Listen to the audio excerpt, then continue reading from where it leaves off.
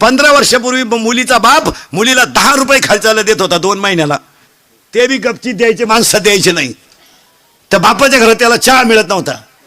बाप जर पुरीला भेटायला गेला तर हे श्रीमंत नवरदेवांचे बाप इतके नालायक होते. ही आता जिरली यांची. तुम्ही आता गार झाले, तुम्ही लय फुगीर होती. तुमच्या कडक टोप्या चांगल्या वळवळ करीत होत्या, आता जिरली तुमची. नाही तर तुम्हाला चांगले लोक पूर्वी कांद्याचे पैसे व्हायचे, कुटुंब मजेशीर होते, जमिनीत ताकद होती, उत्पन्न भरपूर, जमीन पाण्याच्या काढायला पाण्याचा प्रॉब्लेम नाही ना. तेव्हा तुम्हाला बळच पुरी देत होते लोक. तेव्हा तुम्ही लय आकडू. तुम्ही कुठं, आम्ही कुठं, हे कसं शक्य? तुमची जमीन आणि आमची कांद्याची चाव सारखीच. आता कशी जिरली? आता का कोंबड्याचा नाही तो का चांद्याच्या चाळीत?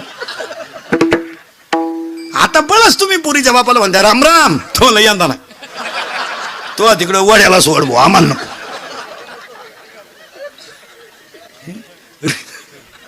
रे आता हे 2-4 वर्षापासून जेवढे लग्न चालेत ना, टोटल लग्नाचा खर्च पुरीचा बाप करतोय. आता पोऱ्याचा बाप, पुरीचा बाप आता खिशाला हातच घालत नाही.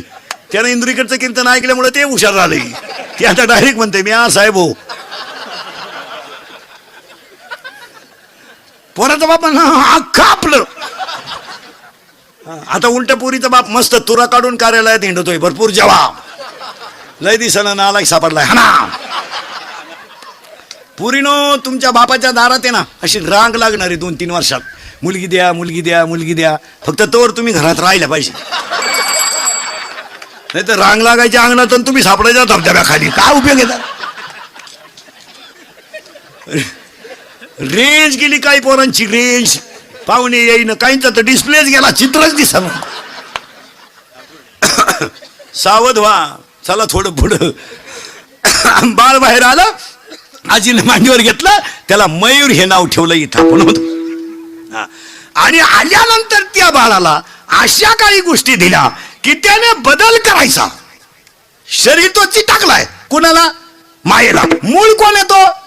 ब्रह्म. जरा सावध. आणि एक वाक्य सांगा, परमार्थ अवघड नाही. आमच्या महाराज मंडळीने अवघड केला. अवघड वाक्य बोलायचे. लोक धोत्रावाले आणि फेटेवाले पाहायचे आणि इकडून अवघड वाक्य बोलायचे. ब्रह्म कुंडली घुसलं, तू ताण नको करू, कुंडलीलाही करू नको, तुलाही करू नको. वेद इतका सोपा आहे, वेद इतका सोपा आहे, वेद इतका सोपा आहे की तो आपण अवघड केलाय. नाही तर वेळ ज्ञानोबरायाने अख्खा वेद, ज्ञानोबरायाने अख्खा वेद 27 अभंगामध्ये लिहिला. 27 अख्खा वेद. देवाची द्वारी ते सर्व सुख गोडी एवढे ग्रंथ अभंग जर ज्याने पाठ केले त्याला वेद वाचायची गरज नाही. यावर तुमचं मत काय? भागवताचा सार हरिपाठ, गाथ्याचा सार हरिपाठ, ज्ञानेश्वरीचा सार. महाराजांनी डायरेक्ट सांगून टाकलं ना, तुम्हाला देव व्हायचंय का? काय राहिलं शिल्लक? उगाच भाकरी खात नाही, सफरचंद खातो, बायको करीत नाही, टिकटॉक पाहतो. हे नाही, ही तास आहे. ए करंट लागला, बाळ बाहेर आलं, त्याला नाव दिलं. हा आता शिक फिट बसले तुम्ही. आता मयूर हे नाव दिलं. दिल्यानंतर घोटाळा असा झालाय, याला 14 गोष्टी दिल्यात की त्या इतरांना कोणाला दिल्या नाहीत. इतरांना कोणाला दिल्या नाहीत, फक्त कोणाला त्या माणसाला आहेत. एक हात, हात, हात माणसा. शाळेत नाही, शाळेत सोडून द्या. शाळेत किती शिकू द्या लोक. 1.5 किलोमीटरला मेडिकल कॉलेज आपल्याकडं, 1 किलोमीटरला इंजिनिअरिंग कॉलेज आहे. वढ्या नाल्याला इंग्लिश मिडियम आहे. लोकांनी पोरं आणायची कुठून? जेव्हा लोकांना पोरं होत होते तेव्हा तुम्ही शाळा काढल्या नाही. आता लोकांनी कार्यक्रम बंद केला तर तुम्हाला उतारा. पोरं होतील कशी काय लोकांना? महाराज ज्यांना बायको आहे त्याला तुम्ही 3रं होऊन देते नाही, आणि जी बायका करायच्या मूडमध्ये त्यांना तुम्ही बायका देते नाही. एक हात 14 आहे बरं का. हात, त्याला 3 शब्द. शरीर शुद्ध होईल स्नानानं, मन शुद्ध होईल नामानं, आणि चित्त शुद्ध होईल ध्यानानं, आणि धन शुद्ध होईल दानानं. मग आजच्याच पुण्यस्मरणाला, 5व्या पुण्यस्मरणाला सगळ्यात महत्वाची गोष्ट अन्नदान. एवढंच आहे, बाकी काय नाही. किती हे तुम्ही आणि मी गंज कमावलंय मागच्या अवलादींसाठी, काय त्यांना घ्या नाही. आपलं आपल्याला विचारिते काय केलंय माझ्यासाठी आपलं. आता आपण केलं ते सांगायचं. बाप म्हणला मारली जखम आहे, मग आता काय करीन? तो लगेच म्हणतो काडी मारा सांगितली, म्हणजे उपयोग काय त्याचा? एक वाक्य सांगा महाराज, आपल्या प्रारब्धात जेवढं असेल तेवढं दानानं पुण्य मिळेल, तेवढंच पुण्य. बाकी या मागच्या आवडतींसाठी किती केलं तर पुण्य नाही. आणि आपल्या पोरांचा घोटाळा काय झाला तुमच्या माझ्या, या हरामींना आपण कमवायलाच काही ठुलं नाही. एअर खंदून ठुली, पाईपलाईन करून ठुली, घर बांधून ठुलं, ते माझाटले. उतारलं त्यांना, ते मोटरसायकल चालू कुत्र्याला होता ती, त्याचा बाप पिसळलेला होता. एवढं उताटून गेलं ना, यांना फुकाट मिळालं ना सगळं. हे जर उसखंडीला लावले असते, गावंड्याच्या हाताखाली लावले असते, सायपणी खंदायला लावले असते ना, यांनी वळवळच केली नसती. यांना वळवळ का सुचली? सगळं फुकट. घर आहे, एअर आहे, मोटार आहे, बापाला बारे सुद्धा क्लिअर काढून ठेवलेत. व्हायला निघले कोणत्या तुकड्यात कोणचं पाणी जाईल. म्हातारा म्हणजे बिगर डोक्याचा इंजिनियर येतो. त्यानं बरोबर घर सुद्धा 2 पोरांना 2 बांधून ठेवले, झक मारून ठेवली. आपण वरून त्या आवला दिला 70ची पल्सर आहे फिरायला, 10चा मोबाईल, 2-2.5 हजाराचा त्याच्या पायात बूट. वरून बापानं 100 द्यायची पेट्रोलला, हिनं द्यायची 100. इथं लई खोडीची. हिनं उलट्या पोराला म्हणायचं अजून 100 राहू दे, त्याचं ऐकू नको, त्याचं ऐकू नको. तो पहिल्यापासून तसाच आहे. तो महिना नाही तो, त्याला मी 9वी पासून पाहते. एकाच वर्गात होतो आम्ही. तो जसा आहे काही जमलं नाही त्याला.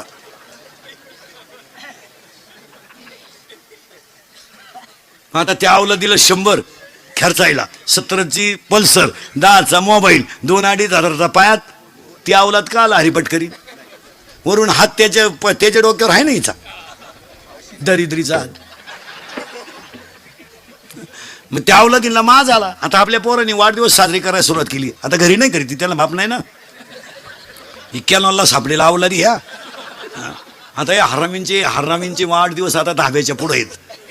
धाब्यावर 90 प्यायच्या, केक ठेवायचा धाब्याच्या पुढं, आणि मग तो एकमेकाच्या तोंडात प्रसाद म्हणून घालायचा, हॅपी बर्थडे टू. आणि 90 पिऊन मग एकमेकाला बापाच्या नावानं हाका मारायच्या, एला त्या. पोरानं खरंय का खोटंय? खरंय का खोटंय? खरंय. मग आपले भक्त खोटं नाही म्हणत. आपले पोरानं पप्पाचं आणि मम्मीचं भांडण झालं तर स्पीड मध्ये कोण बोलती रे? मम्मी. करेक्ट. आणि भामटेवानी खाली मान घालून कोण ऐकतो? पप्पा. करेक्ट. मग आपल्या घरात भामटा कोण? पप्पा. आणि घरातला हेडमास्तर कोण? मम्मी. आणि पप्पा सगळ्यात जास्त कोणला घाबरतो घरात? काढा बचत गट.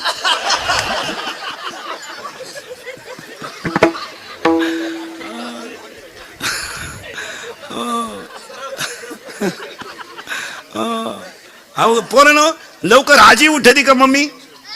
आजी. करेक्ट. आणि निवांत उठून पहिला चहा ढोसी ती मम्मी. करेक्ट.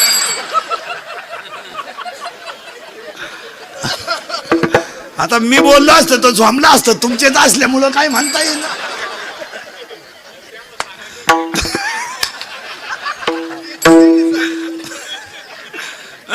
चला थोडं पुढं. हात एकच वर का 14 सांगतो पटकन. हात 1, 14 मोजायचे बाबा. किती? 14. हात 1, दान करा, दान करा. आणि पाया पडून सांगतो तेवढंच सत्य आहे, नाही तर बाकी सगळं. आता हे बिचाऱ्या घुमरी परिवाराचं एवढं मोठं अन्नदान घडेल ना, एवढंच पुण्य खरंय. खालच्या वावरात डाळिंब केले तरी तेच, वर चिंगळे लावले तरी तेच. महिला मंडळ 2 सखे भाऊ आहे, एक शेतीवर आहे आणि एक नोकरीला आहे. शेतीवर येतो तुमचा नवरा आहे, तो सासऱ्यानं ठुला का तुमच्या कर्मान, त्याच्या कर्मान राहिला. करेक्ट. वा वा वा. तरी ती सासऱ्याला काय म्हणते माहिती का?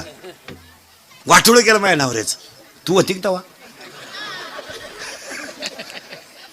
तू होती, तुला माहिती तुझ्या नवऱ्याचा इतिहास काही? त्याच्या पायी 3 गुरुजीनं बदल्या करून घेतल्या असा नमुना गडी होता. त्याला जर सकाळी 9वी पाटी दिली तर दुपारी 60 घेऊन तो उलट तो सण घातल्यामुळे बैला आकाळलाय तो. आणि काय झालं, हे सरकार कायदा हे सगळं बायांच्या बाजूने गेलं ना. नको त्याला मार्केट आलो, बाया जमूनच देईन असं काय. आपण घरात काही बोललं ती म्हणते दावा लाविणार काय दावा लावीन तू काय आम्ही म्हणजे बावळाटच ठरलोय आणि आमच्यावर अन्याय झाला काय अन्याय तुमच्या आज वाघासारखी गडी पण बिबटे करून टाकले तुम्ही आहे का काय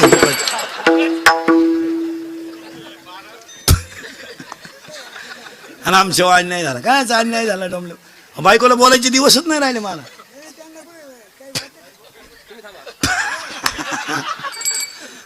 ते काय आणि काय झालंय बुद्धी झाली कमी आणि अधिकार झाला त्याच्यामुळे बावळ्याचा बाजार झाला सगळा पूर्वी फक्त पुरुष फेटा बांधायची आता यांनी फेटे सुरू केलेत लग्नात तुम्ही बांधा फेटे आम्ही घेतो 9 वार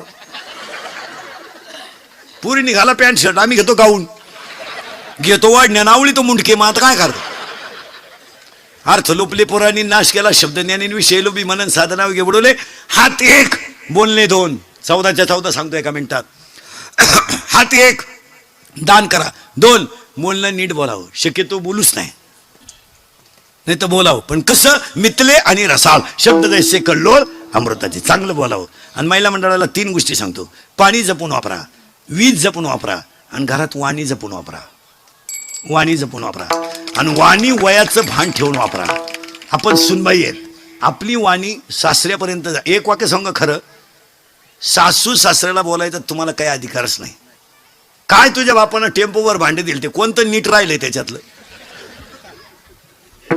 पटतं घरात घालताना मोडलं दिवाणचं तर पहिलंच तंगड निघेल होतं सोफा शेटवर फक्त कोंबडीनं उडी आणली दाबला खाली काय काम आहे सासू सासऱ्याला बोलायचं काय आपण खिलारी पायदा काय घेतला विकत त्याच्याशी बोलायचं एक वाक्य सांगा शेतकरी वर्ग दुष्काळ सहन करेल शेतकरी वर्ग गरिबी सहन करेल शेतकरी वर्ग सगळं सहन करेल पण मुलानं सुनबाईनं केलेला अपमान शहाणी माणसं सहन करू शकत नाही त्याला दुष्काळ पडला ना काय वाटत नाही त्याचं नुकसान झालं ना त्याला काही वाटत नाही तो म्हणतो देवाची कृपा हो द्या जाऊ द्या सोयाबीन काढली होती बरं यंदा सोयाबीनचे पैसे झाले असते मजूरच मिळालं या गुतल्या होत्या प्रचाराला सोयाबीन आणि प्रचार संघ चालता माहीतच नाही तिला कोणत्या पक्षाची सभा आहे बसली गाडी तर गेली एका बाईनं 3 सभा काढल्या फक्त गळ्यातलं फडकं बदलायचं थोडी 30 शेतकऱ्याला अपमान वाटत नाही हात एक बोलणे 2 झाले 3 हसणे हसत जा ईश्वराने दिलेली देणगी माझ्या कीर्तनाला बसलेल्या मी एवढ्या माणसाला सर्टिफिकेट देणार त्याला 6 महिने अटॅक येत नाही अटॅक बीपी काय नाही एकटा हसतो घरी गेला होतो एकटा आणि एज्युकेटेड लोक नीट ऐका शिक्षक लोक वकील कोणी असले डॉक्टर फिक्टर कीर्तनाला attack is a not a disease attack is a not a disease attack is a psychological tension attack हा रोग नाहीये अटॅक हे मानसिक संतुलन डॅमेज झाल्याचं लक्षण आहे अटॅकला लक्षण कुठे बरं अटॅक जर रोग असता डॉक्टरला यायचं काय काम त्याच्यात उशाला गोळ्या होत्या